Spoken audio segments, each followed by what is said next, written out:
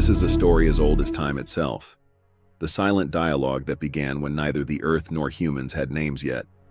Everything started with a stone, an ordinary stone covering the surface of the world, rolling in riverbeds, forming mountains.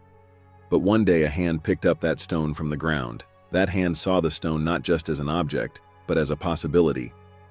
In that moment, humanity's destiny began to take shape with the first sharp edge carved into that stone's edge. This is the story of the Stone Age, of times without memory, of forgotten dawns. In the beginning, the world was a different place. The sky was wider, the silence deeper. In the savannas of Africa under the sun, life's rhythm was simple. Find, eat, survive, sleep. Within this rhythm wandered beings newly risen on two legs. They carried the seeds of the future without knowing what they were. They were not yet human, but they were more than animals. They moved in groups, fleeing from danger, searching for food. Their minds were filled with the needs of the moment: hunger, fear, curiosity. These three emotions governed their world. One day, one of these beings stopped at the edge of a stream. When it bent down to drink water, it noticed the smooth, heavy pebble beneath its hand. It picked it up, felt its weight, examined its shape. This was something it had done millions of times before, but that day something was different. A thought that had never crystallized before flashed in its mind. This stone was not just a stone. This stone could do something. Nearby lay a carcass left by a predator. Breaking through the thick hide and bone with weak nails and teeth was nearly impossible. The group had to make do with only the scraps. But in that moment, that being looking at the carcass with the stone in its hand made a connection. The stone's weight and hardness could compensate for its own weakness. This was not an invention. It was certainly not a discovery. This was an awareness, like a light suddenly turning on in a dark room of the mind. The awareness of possibility. It took that stone and walked to the carcass. The others watched it. They didn't understand what it was going to do. Perhaps they thought it was just playing. But it raised the stone and brought it down on a bone. The sound that emerged was one never heard before. The sound of breaking bone and the stone striking it. This was the sound of reaching the nourishing marrow inside. Though that moment seemed like a simple action, it was actually the first step of a revolution. The idea of tool use was born not as an abstraction, but as a concrete need and solution. That day, that nameless being did not just fill its stomach. At the same time, it found a way to transcend its physical limitations. The stone in its hand was no longer just a piece of rock. It was an extension of its will. That day, the Stone Age truly began. Still uncarved, unshapen in the form nature offered, a stone became the first tool that would change humanity's destiny. This was the first silent and humble step of a journey that would last millions of years. Awareness begets action. The success of that first bone breaker was observed by other members of the group. It was repeated, learned. Stones were no longer just obstacles that tripped feet while walking. They were possibilities. However, not every stone nature offered was suitable for this work. Some were too soft. Some shattered immediately. Over time, through experience, they learned which stones were harder, more durable. Silicious rocks like quartzite and flint became their favorites. These stones had no names for them, only whether they worked or not mattered. This search made them more selective. This triggered the next step, the idea of improving the stone. One day, again in a moment of need, perhaps to skin a carcass, a natural sharp edge was sought but not found. In one of those moments, a being struck one of the two stones in its hand against the other. Perhaps in anger, perhaps by accident, but the result was surprising. A small sharp piece broke off from the struck stone. The new surface formed was smooth like an oyster's shell, and its edge was sharp as a razor. This was the second great revolution, changing what nature offered instead of settling for it. This action was the beginning of Oldowan tool technology. The first tool makers, Homo habilis, the skilled human, developed this simple but effective technique. Using one stone as an anvil, they placed another stone on it, and by striking with a third stone, the hammer stone, at the right angle, they produced sharp-edged flakes. These flakes were the most advanced technology of that era. They were used to sharpen a branch, cut a hide, separate meat from bone. The remaining larger piece, called the core, was ideal for cruder tasks like breaking bones or uprooting roots. These tools looked simple, but their production required mastery. Choosing the right stone, striking at the right angle, obtaining the desired sharpness was knowledge accumulated over generations. This was not just a technical skill, but also proof of abstract thinking. Determining a goal in the mind, planning a series of actions to reach that goal, and implementing this plan. This was a rare ability in the animal kingdom. This first cut did not just cut a hide or a branch, but also an invisible line separating humans from the rest of nature. They were no longer passively accepting their environment, they were actively shaping it. Making a cutting tool from a stone was the first way of saying to the world, "I am here, and I can change the rules." These small, sharp stone pieces multiplied Homo habilis' chances of survival in the African savannas many times over. They made them more efficient hunters and scavengers. They enabled better nutrition. This in turn allowed their brains to develop even further. Each carved stone was like a monument to human intelligence and creativity. As nutritional opportunities increased and tool-making skills developed, the first humans became bolder. Their small groups grew. Their populations increased. This created the need to find new resources, new hunting grounds. Africa was their cradle, but now this cradle was beginning to feel too small for them. A new player entered the stage. Homo erectus, the upright human. It was taller, stronger, and had a larger brain. The tools it made were also more complex. The hand axes, called aculean, with both surfaces symmetrically carved in a teardrop shape, were like its signature. These tools were not only functional, but also carried the first traces of aesthetic concern. Symmetry was the result of planning and foresight. With this new technology and improved physiology, Homo erectus did what no human had done before. It left Africa. This was not a decision made overnight. It was a slow expansion lasting thousands of years, continuing through generations. A group went a little beyond the lands it knew in pursuit of game or in search of new water sources. There it established a new life. Their children did the same. This slow and determined advance carried them to the Middle East, Asia, and Europe. This journey required incredible adaptability. From the hot savannas of Africa to the forests of Asia to the cold steppes of Europe, they had to adapt to very different climates and geographies. Each new environment meant new challenges and new solutions. They learned to hunt different prey animals, identify plants they had never seen before, find new ways to protect themselves from the cold. This great migration was one of the most important events that shaped humanity's resilience and problem-solving ability. They carried not only their bodies, but also their knowledge and technology. Wherever they went, they took their hand axes and survival skills with them. This was the first step on the path to becoming a global species. The foundations of their dominance over the world were laid during that long and arduous journey. Homo erectus was the first explorer walking toward the unknown. Its footprints are indelible proof of the common past of the human family scattered across the four corners of the world. It had transcended not only geographical boundaries, but also the limits of a species' own potential. This journey was the most primitive and purest form of the curiosity and desire to explore that makes humans human. They left behind a home and went to make the whole world their dwelling. On Homo erectus's great journey, the most valuable thing they carried with them was not their stone tools. The real revolution that gave them the power to survive in new worlds began with a spark: fire. In the beginning, fire was a frightening and destructive force. Forest fires caused by lightning strikes were a disaster that destroyed everything, from which one had to flee. But it was also an opportunity. Animals fleeing from the fire became easy prey. The cooked animal carcasses left behind after the fire were a more easily digestible and more nutritious food source than raw meat. The first humans learned to borrow fire from nature. They carefully carried a burning tree branch to their camps and tried to keep it alive by constantly feeding it. This was a tremendous responsibility. Letting the fire go out meant the group would freeze or be left defenseless against predators. Fire created a ring of light and warmth around the camp at night. This ring kept out not only the cold, but also the dangers lurking in the darkness. Predatory animals instinctively feared fire. This gave humans a sense of security they had never had before. Nights were no longer spent only in fear and the struggle for survival. A new social space was born for group members gathering around the fire. Here the day's game was shared, tools were repaired. Perhaps the first stories were murmured.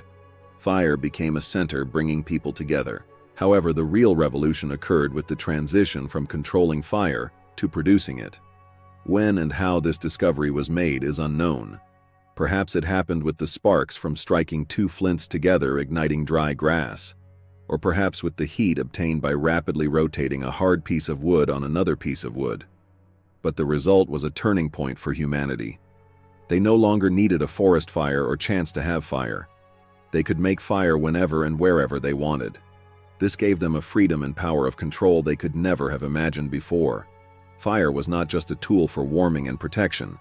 Cooking food increased its nutritional value and facilitated digestion. This meant more energy could be used for brain development. By hardening the tips of hard wooden branches in fire, they made more durable spears. It enabled them to survive in cold climates. It opened the way for their advance into the interiors of Europe and Asia. Becoming the master of fire made Homo erectus the new ruler of the planet. It was no longer a victim of its environment, but a force that could turn it to its own advantage. A campfire was not just the crackling of burning wood.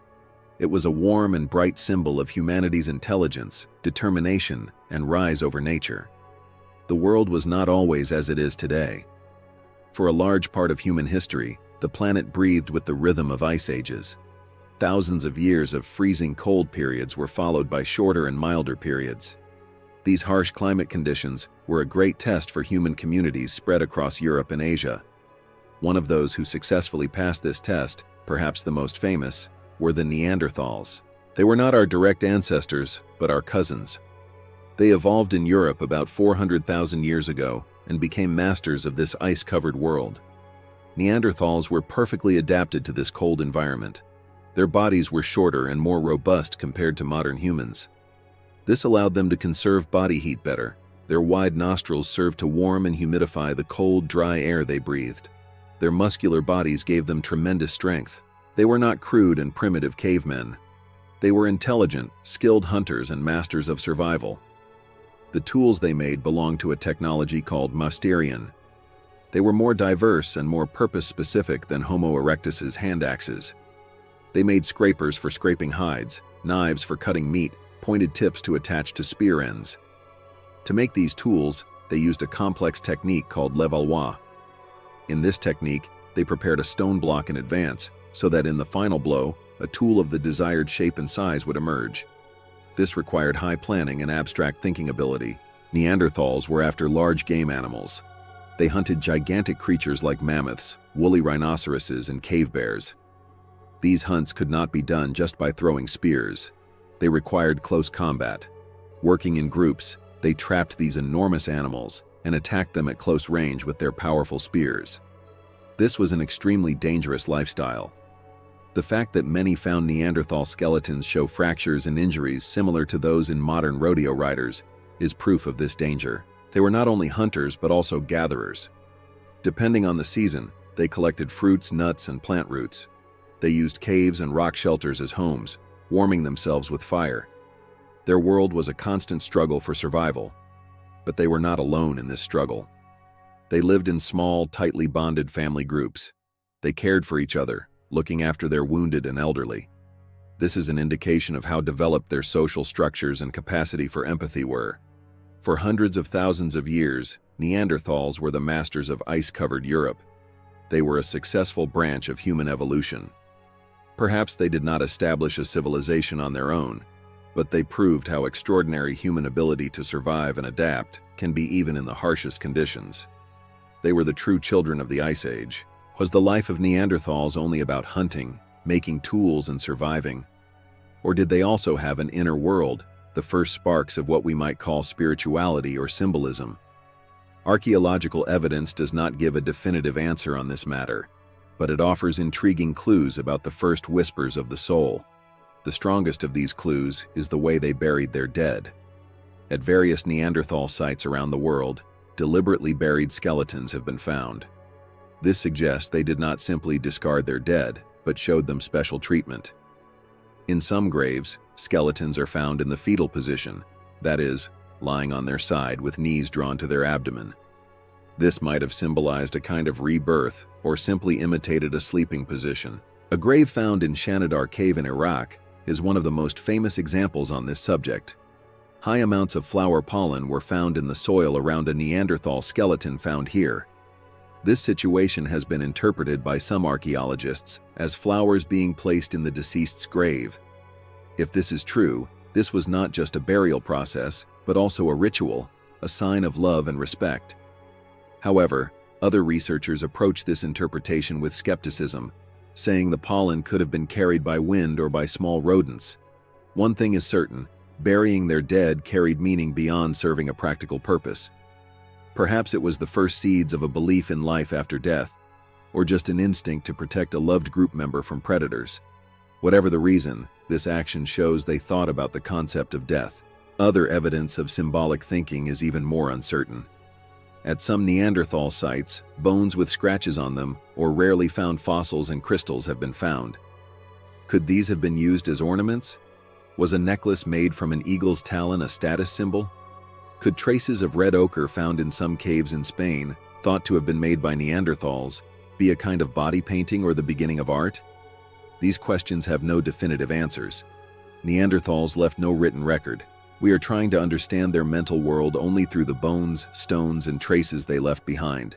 But when these clues are put together, what emerges is not just an animal trying to survive, but a being trying to make sense of the world and its own existence. A human species confronting its own mortality, perhaps believing in supernatural forces, not foreign to concepts of beauty and symbolism. In their world, the first whispers of the soul had begun to be heard. These whispers would later be transformed by modern humans into a shout: art, religion, and philosophy. While Neanderthals ruled the icy lands of Europe, a different human species was evolving in the warm soils of Africa. They were our species, Homo sapiens, anatomically modern humans. They appeared in Africa about 300,000 years ago. At first glance, they seemed weaker than Neanderthals. Their skeletons were thinner, their bone structures more delicate. But beneath this delicacy lay a potential that would make them the rulers of the planet. Homo sapiens' greatest advantage was not in its skeleton or muscles, but inside its skull.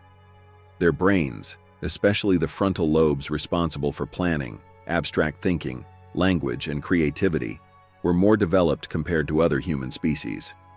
This gave them unique abilities in understanding their environment, problem-solving, and establishing social relationships. The first Homo sapiens were also hunter-gatherers. They developed various strategies to survive in Africa's rich nature. The tools they made became more diverse, smaller, and more effective over time. They began to use not only stone, but also materials like bone, ivory, and horn. From these materials, they produced much more complex tools such as harpoons, needles, arrowheads, and spear throwers. Atlatls. These technological innovations allowed them to hunt a wider range of animals from a safer distance. Especially the spear thrower was a revolution that radically changed human hunting ability. It enabled throwing a spear much farther and with much greater force than could be thrown by hand. This meant putting a safe distance between oneself and large and dangerous animals. Their social structures were also probably more complex. Their developed language abilities allowed them to cooperate in larger groups. They could transfer knowledge, experience, and plans to each other more effectively. This gave them a great advantage in hunting organization, resource sharing, and collective defense against dangers. For hundreds of thousands of years they lived in Africa. They spread to different environments and perfected their survival skills. This long preparation period prepared them for the inevitable, the Great Journey. About 70,000 years ago, due to a climate change or population pressure, a small group of Homo sapiens left Africa and began to spread across the world. This was different from Homo erectus's migration. This time, the new human taking the stage was equipped with more advanced technology, more complex social structure, and superior cognitive abilities. They would take these advantages with them wherever they went, and this journey of theirs would change the face of the planet forever. A new human had entered the stage, and the world would never be the same again. With Homo sapiens leaving Africa and reaching the Middle East, one of history's most interesting encounters occurred. Here they met Neanderthals, who had been living in these lands for thousands of years. Two different human species perhaps came face to face for the first time at a valley edge, a riverbed. Imagining how this encounter took place is exciting. Was it a war, peaceful curiosity, or two groups watching each other from afar with suspicion? Probably all of them. At different times and different places. The nature of these encounters also varied. Archaeological evidence shows that these two species shared the same geography for tens of thousands of years. Sometimes they used the same caves, even if at different times. They hunted the same animals. They competed for the same resources. In this competition, Homo sapiens had some advantages. Their more advanced ranged weapons made them more efficient hunters. Their more complex language abilities allowed them to form larger and better organized groups. This meant more effective use of resources and supporting each other in difficult times. Perhaps they were faster walkers. This caused their population to exceed Neanderthals over time. However, this encounter was not just about competition. Genetic evidence shows there was a much closer relationship. The genomes of non-African modern humans contain 1 to 4% Neanderthal DNA. This proves that these two species not only met and fought, but also mated and produced hybrid children. This means that thousands of years ago, a Homo sapiens woman and a Neanderthal man, or vice versa, came together despite all their differences. These hybrid children carried the genetic heritage of both groups. This genetic exchange may have been beneficial for Homo sapiens. Neanderthals had been living in Europe and Asia for tens of thousands of years and had long adapted to the diseases and climate of this environment. Some genes taken from them may have strengthened Homo sapiens' immune system or helped them adapt better to cold climates.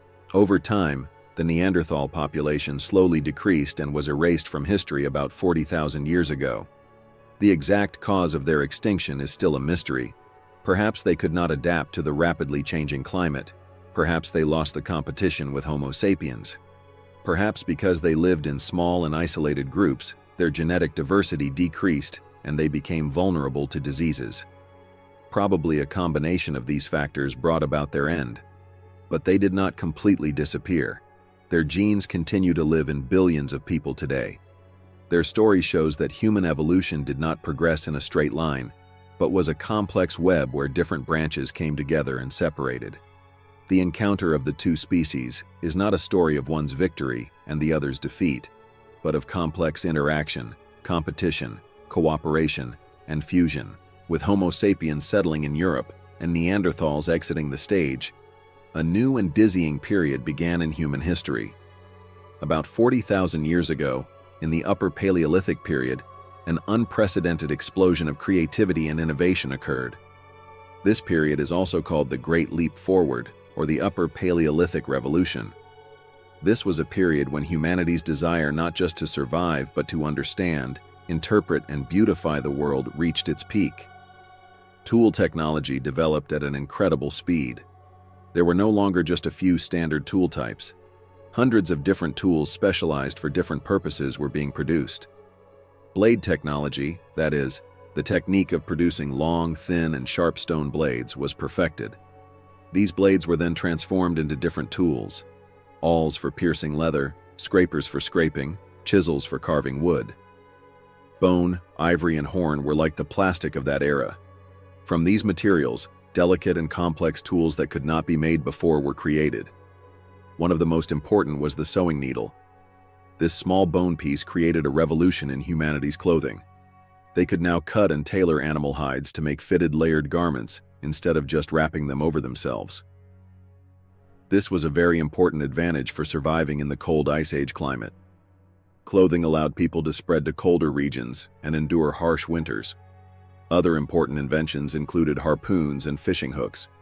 These enabled people to utilize water resources more efficiently. Fish made an important contribution to their nutrition. The use of spear throwers, atlatls, became widespread, and hunting became safer and more effective. These technological advances allowed people to have more leisure time, and this leisure time was used for the development of art and symbolism. People began to make not only functional objects, but also beautiful objects. Animal figurines, decorated tools, beads, necklaces, and bracelets made from bone and ivory emerged. This was clear proof of aesthetic concern, and the desire for personal adornment. People living in this period were no longer just a part of nature. They were beings with a complex culture that shaped nature and attributed their own meanings to it. This explosion of creativity was the birth of the modern human mind. People began to see the world around them not just as a resource, but also as a source of inspiration. This new perspective would lead them to one of the most fascinating mysteries of human history: cave art. The Great Leap Forward was a period when humanity stepped into adolescence, not only technologically but also spiritually and artistically. The most mysterious and most fascinating legacy of the Upper Paleolithic Revolution has been left on the walls and ceilings of caves deep in Europe. In places like Lascaux in France and Altamira in Spain, people of tens of thousands of years ago depicted the world they lived in with incredible artistic talent. These caves are like the art galleries of that era. The walls are full of animal figures drawn with charcoal, colored with red and yellow ochre. Mammoths, woolly rhinoceroses, horses, bison, deer. The megafauna of that era comes alive again in all its glory in these dark galleries. These paintings are not simple drawings. The artists used the natural indentations and protrusions of the cave walls to give the animals a three-dimensional feeling, adding movement and vitality. A herd of running horses, a bison ready to attack, is depicted with all its power and nobility. Who were these artists, and why did they make these paintings? These questions have occupied archaeologists and art historians for years. The places where these paintings were made are generally not the bright entrance parts of caves where people lived. On the contrary, they are in the deepest, darkest chambers that need to be illuminated with torches or oil lamps, behind narrow and dangerous passages that are difficult to reach. This suggests that these paintings were not just for decoration, but had a deeper meaning. According to one theory, these paintings were a kind of hunting magic. Depicting the animal meant capturing its spirit and thus being successful in the hunt. Drawings of spears on the paintings, or evidence that spears were actually thrown at the paintings, supports this theory.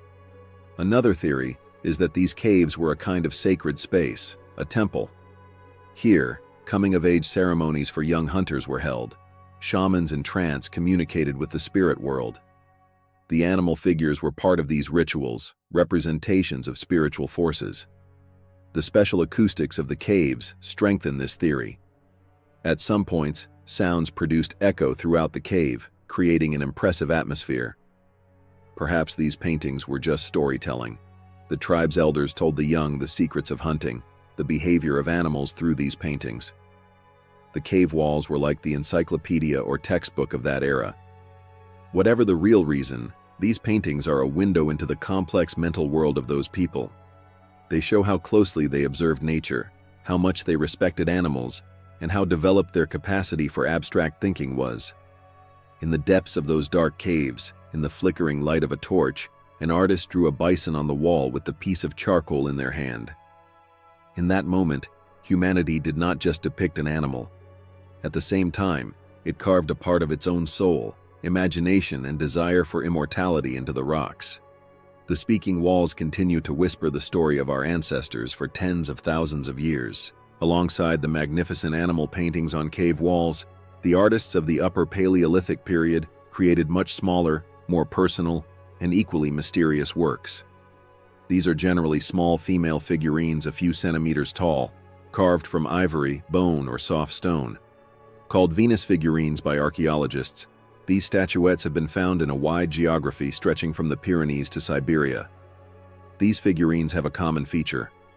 Exaggerated sexual organs, large breasts, wide hips, and a prominent abdomen are the most striking aspects of these figures. In contrast, their faces are generally indistinct or non-existent. Their arms and legs are either made very small or completely neglected. This does not mean the artist's anatomical knowledge was weak. The realism in the animal figures they made in the same period proves what skilled observers they were.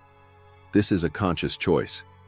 The artist carved not an individual woman but an idea, a concept, fertility. What did these figurines mean? Why were they so widespread? The most common theory is that they were a kind of mother goddess, a symbol of fertility. In that harsh world where survival depended on hunting and finding food, the most important thing for the continuation of the tribe was reproduction. Birth was the miraculous continuation of life.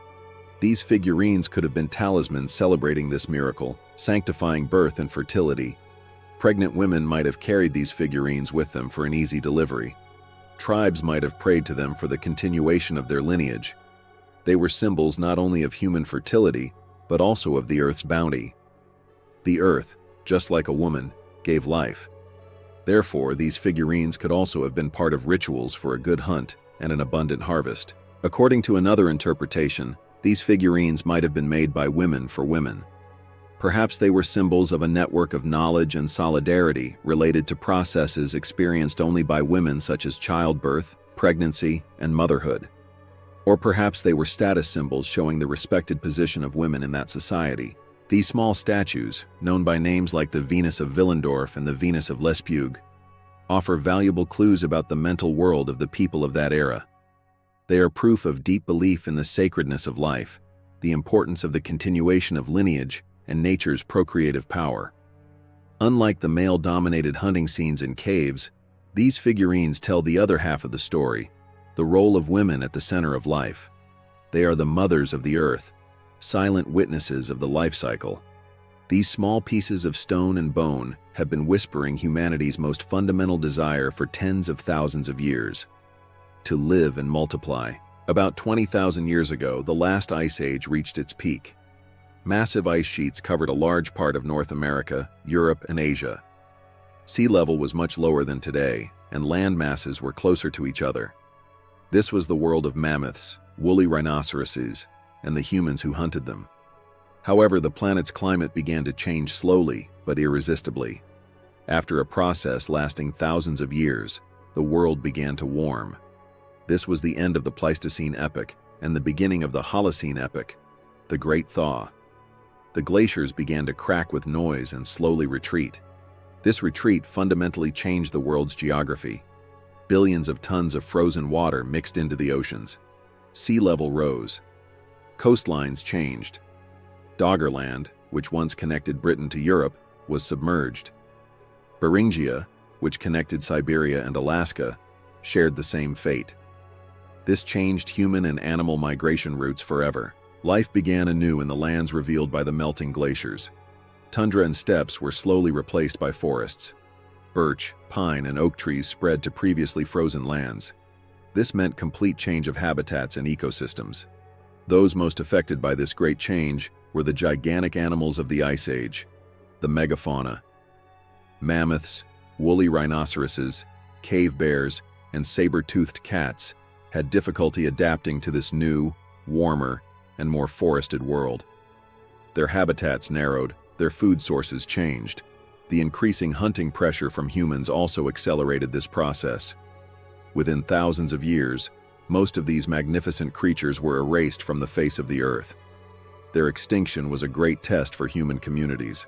A lifestyle dependent on large game herds could no longer be sustained. Humans had to develop new strategies to survive. This was the harbinger of the transition to the next phase of the Stone Age, the Mesolithic period. The Great Thaw was as much the end of an age as the beginning of a new one. The world was being reborn, as it were. Humans had to face the challenges of this changing world and take advantage of the new opportunities it offered. The noisy farewell of the glaciers gave way to the whisper of forests and the silent beginning of a new human adventure. This was a period when humanity's adaptability was tested once again, when the rules of the survival struggle were rewritten. The world had changed, and humans had to change with it. As the glaciers retreated and gave way to forests, the rules of hunting also changed.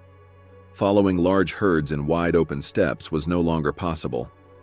The new world was full of dense forests, wetlands, and rivers. Smaller, faster, and more agile animals lived in this new environment. Deer, roe deer, wild boar. Hunting these animals required different skills and different tools. This was the world of Mesolithic, that is, Middle Stone Age, humans. They were the new masters of the forest, adapting to changing conditions. The most distinctive technological innovation of this period was small geometrically shaped stone tools, called microliths. These were too small to be a tool by themselves. However, when attached to a shaft made of wood or bone, they turned into highly effective and versatile tools. By attaching several microliths in a row to the tip of a spear or arrow, They obtained a weapon that opened a sharp and fragmented wound. This caused the prey to die more quickly from blood loss. This composite tool technology gave the people of that era great flexibility. Previously, when a tool became dull or broke, it was necessary to find a large piece of stone and carve it to make a new one. Now it was sufficient to just replace the dull or broken small microlith piece. This meant both more efficiency and less material waste. One of the greatest inventions of the Mesolithic period was the bow and arrow. This was a revolution in hunting history. It was more accurate, quieter, and faster than the spear thrower. A hunter could hide in the bushes and shoot from a safe distance without startling their prey. This was a perfect weapon for hunting in forested areas. The bow and arrow took human hunting ability to a new level. The new masters of the forest became proficient not only on land, but also in water. Rivers and lakes were rich in fish and other aquatic products. They began to use fish hooks made from bone, harpoons, and nets. They ventured onto the waters in the first canoes they made by hollowing out tree logs. This gave them access to resources they could not reach before. The people of this period did not lead a constantly nomadic life. In places where resources were abundant, such as riverbanks or lake shores, they set up longer-term seasonal camps. In these camps, they lived in simple huts made of wood and branches. These were the first steps toward settling down. Mesolithic humans may have led a less glorious life than the great hunters of the previous period, but their success lay in their adaptability. They managed to keep pace with a changing world. They diversified their eating habits. They renewed their technology and found ways to use their environment more efficiently. They were a bridge between two great ages, the hunter-gatherer past and the farmer future. As the world continued to warm in the Mesolithic period and sea levels rose, coastlines became a new and rich living area. Alongside forests and rivers, seas and oceans also became a generous food source for humans. Communities living on the coast developed a new lifestyle nourished by the gifts of the sea. The most distinctive traces left by these communities are massive shell mounds, also known as kitchen middens or kukkenmuddings. By accumulating the shells of oysters, mussels, and other shellfish they consumed in the same place for hundreds or even thousands of years, they eventually formed small hills. These mounds offer priceless information about the eating habits and lifestyles of the people of that era. They did not only feed on shellfish, they were also master fishermen. They hunted fish in shallow waters with harpoons made from bone, caught fish with nets made from tree bark. They ventured into deeper waters with their canoes in pursuit of larger fish. Seals and other marine mammals were also an important hunting resource. Coastal life offered people a more stable existence. Unlike hunting on land, seafood was a more predictable and more reliable source. This situation allowed people to stay in the same place for longer periods, that is, to transition to a semi-sedentary life. They used different resources according to the seasons. In summer, they collected fish and shellfish, while in winter, they might have retreated to the interior and hunted land animals. These coastal communities not only fed themselves but also used other materials the sea offered. They made beads and ornaments from seashells. These ornaments not only served an aesthetic purpose, but could also be a means of exchange, a trade object between different groups. This was one of the first signs that social and economic ties were being established over long distances. Evidence that dogs began to be domesticated in this period also increases. Dogs became helpers in hunting, guards in camps, and companions to humans. This was the beginning of the first and most lasting friendship established between humans and animals. Mesolithic coastal humans were masters of living in harmony with nature. They knew the rhythm of the seasons, the cycle of the tides, the sea's generosity and dangers. Their lifestyle was one of the last great hunter-gatherer cultures before the discovery of agriculture. They were people living on the gifts of the sea, unknowingly laying the foundations of future villages and cities on the shell mounds they accumulated. This modest lifestyle was a harbinger of how close humanity was to the next great revolution. For thousands of years, humanity lived with what nature offered. They hunted, gathered, survived. This rhythm continued for generations with almost no change. But about 12,000 years ago, in the lands of the Middle East known as the Fertile Crescent, a silent revolution that would change everything began. This revolution did not begin with a war or a king, but with a seed. The heroes of this revolution were probably women. Women who undertook the task of gathering had deep knowledge about plants.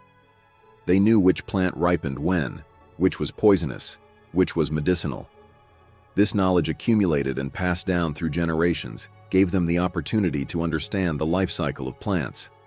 Perhaps one day, a woman noticed that wild wheat or barley seeds scattered around the camp sprouted again in the next season. This was a coincidental observation, but the idea of turning this observation into a conscious action was the most important turning point in human history. If I plant seeds in the place I want, instead of collecting them, I can make food come to me. This thought formed the basis of the Neolithic Revolution, that is, the agricultural revolution. This was not an event that happened overnight. It was a slow transition process lasting hundreds or even thousands of years. At first, people were just collecting wild grains. Then they started protecting the places where these plants grew better, clearing wild grasses. The next step was to collect the seeds of plants with the fullest ears and plant them in prepared soil near the camp. This was the beginning of artificial selection. Humans were unknowingly changing the genetics of plants. By selecting plants with larger grains, easier to harvest, that did not scatter their seeds with the wind, they eventually created domestic plants that were much more productive than their wild ancestors. Wild wheat, barley, lentils, chickpeas, and similar plants were the first products of this process. The beginning of agriculture fundamentally changed humanity's relationship with nature. Instead of being a part of nature and conforming to its rhythm, humans began to shape nature according to their own needs. Fields replaced forests and meadows. Humans became tied to the land, because they had to wait for the seed they planted to grow, ripen, and be harvested. This was the beginning of the end of the nomadic hunter-gatherer lifestyle. That simple seed was planted not only in the soil, but in humanity's future. From that seed would sprout villages, cities, empires, and our modern world today. Everything began with a woman's careful observation and the hidden potential within a seed. The agricultural revolution was not limited to plants alone. While humans were domesticating plants, they were also reshaping their relationship with animals. This process actually began much earlier with the domestication of the dog, but in the Neolithic period, this relationship took on a completely new dimension. Humans began to establish partnerships with animals instead of just hunting them or protecting themselves from them. The animal domestication process was also slow and gradual. Probably hunters were bringing the young of the animals they hunted alive to camp. These young were kept as a food store. However, over time they noticed that these animals grew in the camp, reproduced, and became accustomed to humans. By selecting the most docile, most easily managed animals, they changed their genetic structure over generations as well. They created domestic species that were smaller, less aggressive, and more docile compared to their wild ancestors. The first partners in this process were goats and sheep. These animals were relatively small, easy to manage, and social animals. They were raised for their meat, milk, and wool. They were followed by pigs and cattle. These animals not only provided meat and milk to humans, but also became a new power source. Especially hitching cattle to plows created a revolution in agriculture.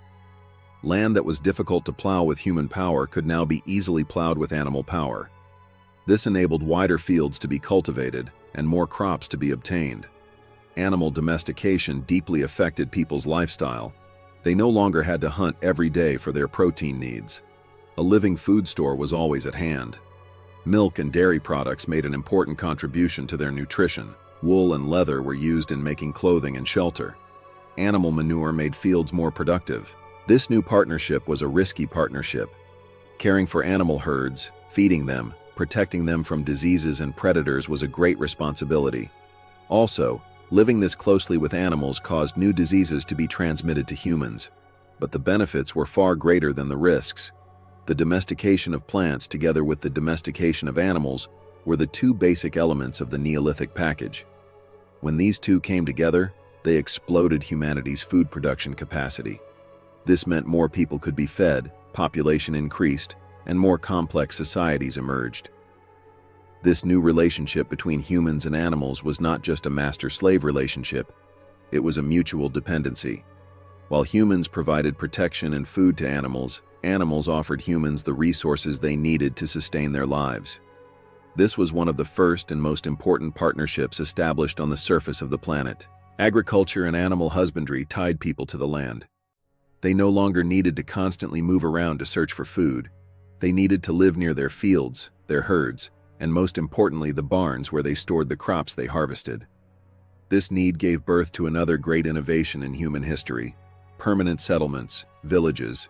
Permanent houses made of durable materials that remained in the same place for generations replaced the temporary camps of hunter-gatherers. The first villages were simple settlements. They consisted of small round or rectangular planned houses made of mud brick, that is, sun-dried mud and straw. These houses were built close to each other, creating a sense of community. This new lifestyle brought new concepts with it. One of these was home. Home was not just a shelter, but also the center of the family, where private property began.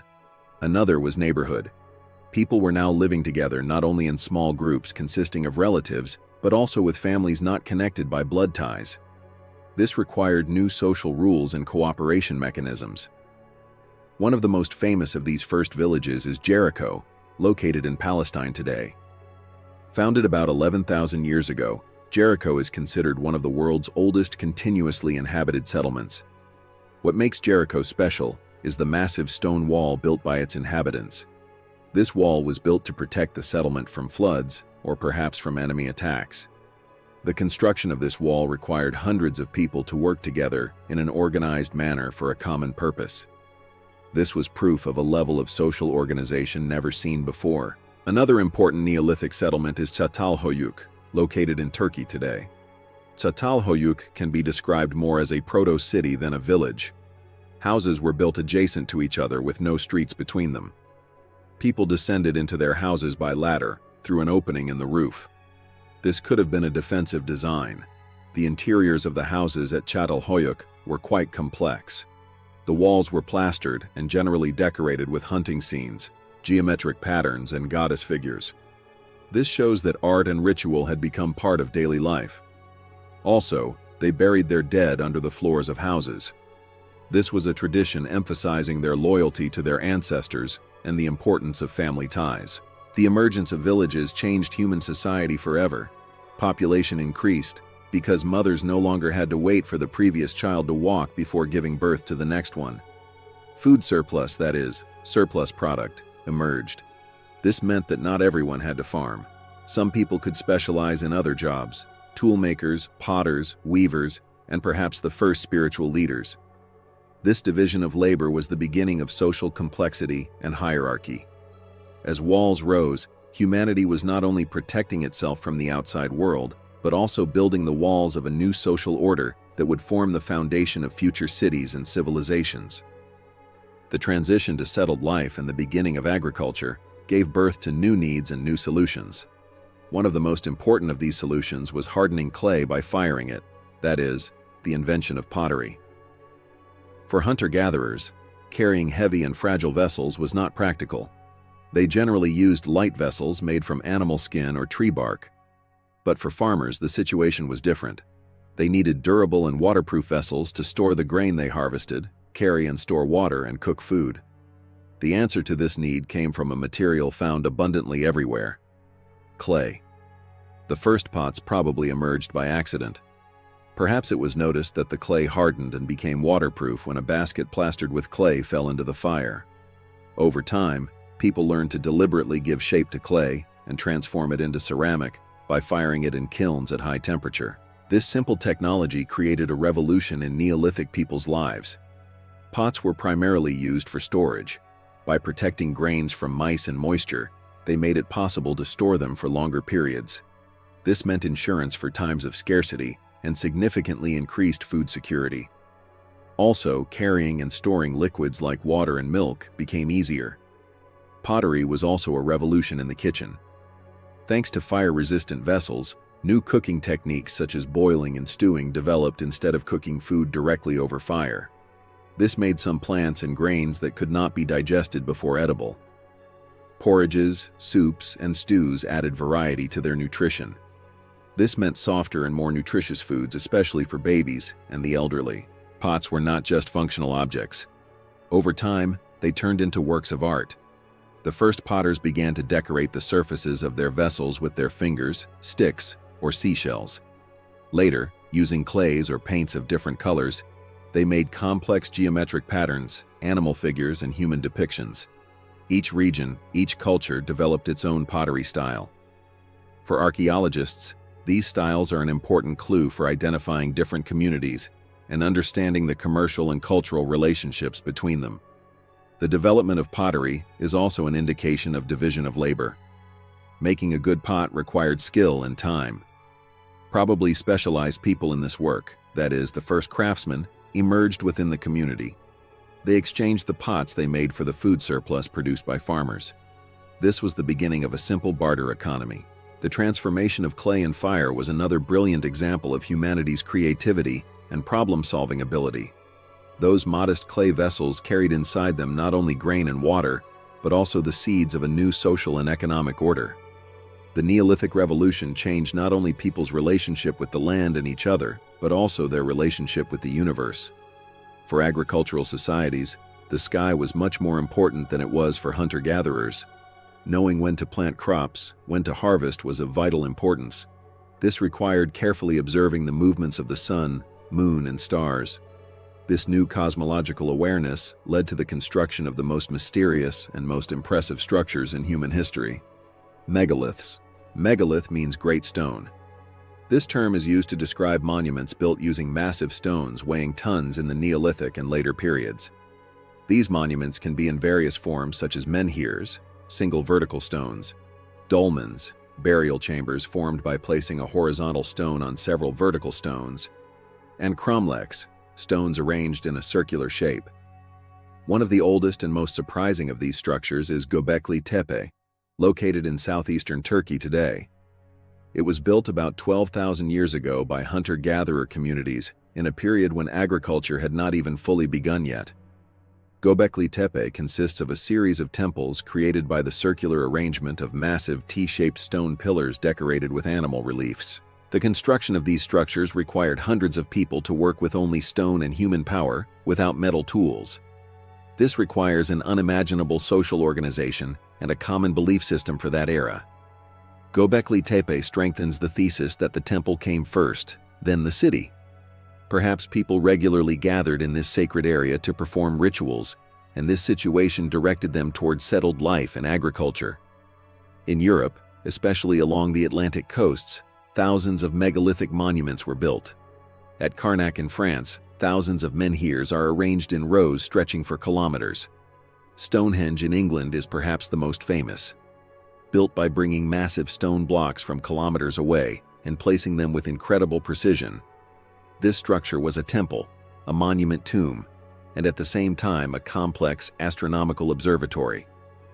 The arrangement of the stones is aligned with important astronomical events, such as summer and winter solstices. Why did they make these monuments? There is no definitive answer. They probably served more than one purpose. Monument tombs built to honor ancestors, temples where religious rituals were performed, symbols showing the strength and unity of the community, calendars used to track the cycle of seasons. Whatever the reason, these stones are proof of those people's beliefs, knowledge, and engineering skills. These stones reaching toward the sky are silent, magnificent, and time-defying witnesses that humans were occupied not only with worldly needs, but also with spiritual and cosmic questions. The Stone Age, as the name suggests, describes a period when stone was the main material humans used to make tools. For millions of years, stones like flint, obsidian, and quartzite were humanity's greatest helpers in the struggle for survival. Toward the end of the Neolithic period, stonework reached its peak. Axes, chisels, and arrowheads with smooth and sharp surfaces, not only chipped but also polished by rubbing, were made. Polished stone axes were highly effective tools for clearing forests and opening new fields. This helped agriculture spread further and population increase. Everything seemed to indicate that stone's dominance would last forever. However, hidden deep in the earth was a new material that would change humanity's destiny once again: metal. This discovery also probably began with a coincidence. Perhaps a potter noticed a greenish shiny piece of rock where they set up their kiln. The high temperature of the kiln melted the metal inside this rock, the copper ore. When it cooled, a bright reddish substance never seen before emerged. This substance was not brittle like stone. When hammered, it could take shape. It was flexible. This was copper. At first, copper was seen as a rare and valuable material. It was only used to make ornaments, beads, and small ritual objects. This pure copper, shaped by hammering, was not as hard as stone tools. Therefore, it was not much used in practical tool-making. This period, that is, the transition period when both stone and copper were used together, is called the Chalcolithic or Copperstone Age. The real revolution occurred when people discovered they could shape metal, not just by hammering, but by melting it. By melting copper at high temperature and pouring it into molds made of clay or stone, they could obtain shapes of complexity previously unimaginable. Axes, daggers, spearheads. These new metal tools had many advantages over stone ones. When they broke, they were not discarded, but could be remelted and recast. When their edges became dull, they could be resharpened. However, copper was still a relatively soft metal. The next and bigger step was the idea of mixing different metals, that is, making alloys. When someone added some tin to copper, they discovered that the new metal produced, bronze, was much harder and more durable than both. This discovery marked the end of the Stone Age and the beginning of the Bronze Age. The development of metallurgy deeply affected society. New specialization areas such as mining, smelting, obtaining metal from ore, and casting emerged. Metal became a valuable trade commodity and triggered long-distance trade networks. Metal weapons changed the nature of warfare and led to the emergence of more powerful, more hierarchical societies. The Stone Age did not end suddenly. It slowly faded before metals shine. That long and glorious age lasting millions of years was giving way to a new and more complex world. But at the foundation of everything lay that simple stone full of possibilities that our first ancestor picked up. Stone's legacy would continue to lie at the foundation of everything humanity built, even at the dawn of metal. And so the story of stone ends. The crawling and first step-taking period of humanity, lasting millions of years. This was a long journey stretching from the first ancestor who obtained a sharp edge by striking a stone to the communities carving massive stones to observe the sky. This age did not leave behind pyramids or written epics. Its legacy is deeper, more foundational. The idea of making tools, the control of fire, the birth of language, the first spark of art, the discovery of agriculture, and the will to live in community. All were shaped in the age of stone. Every carved flint, every cave painting, every modest clay pot is a brick forming the foundation of our world today. The Stone Age has ended. But what it taught continues to whisper the purest, rawest form of humanity's relationship with nature and itself. It is where everything began.